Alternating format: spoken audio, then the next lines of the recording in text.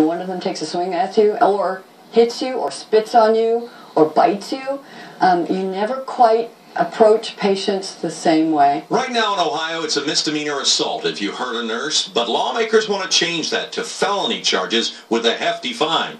The Ohio Nurses Association says in a 2006 study, 86% of the nurses surveyed said they were victims of violence, saying they had been either hit, pushed, kicked, or spat upon. Nearly 1/5 said it was frequent experience. And with long waits in emergency or clinic areas and low staffing levels, they expect the violence to continue.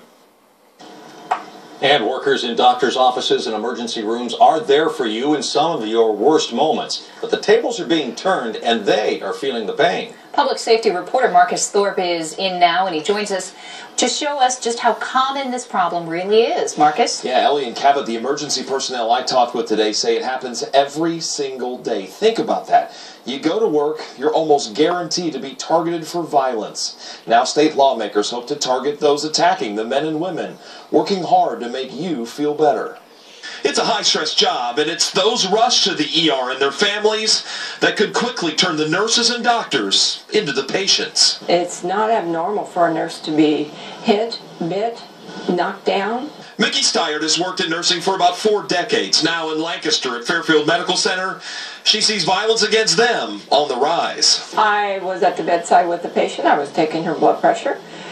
She decided she did not want her vital signs taken, and she ripped off the cuff and took her fist and tried to hit me in the face. We understand that every second counts when you're in the emergency room, but for those emergency room workers, if you talk to any of them that have been hit, bit, or spit on, they say it changes you, just like any crime would in your own life. Maybe breaks into your car, or breaks into your home, or harms someone you love. You never look at those same situations the same way. Hospitals like Fairfield Medical Center started hiring police officers and offering outlets and support for employees impacted. The state is looking at the issue too. House Bill 62 increasing the fines and would add a felony charge for repeat offenders. It's a long time coming. We really need to have protection. The nurses come to do their job, and there is nothing out there to protect us if we're harmed. These workers point to increased drugs and alcohol use, psychiatric patients, and just those running out of patients. People are more violent than they used to be. They're angrier, they're frustrated. In Fairfield County, Marcus Thorpe, NBC4. And House Bill 62 was passed by the Senate, but they added an amendment to include judges and certain court personnel. So the bill is now back in the House for their approval of that amendment. The bill's sponsor, Ann Gonzalez, says she expects it to pass tomorrow. Once they approve the change, it will go on to the governor's office for his signature. New at 6, a special deputy for the Franklin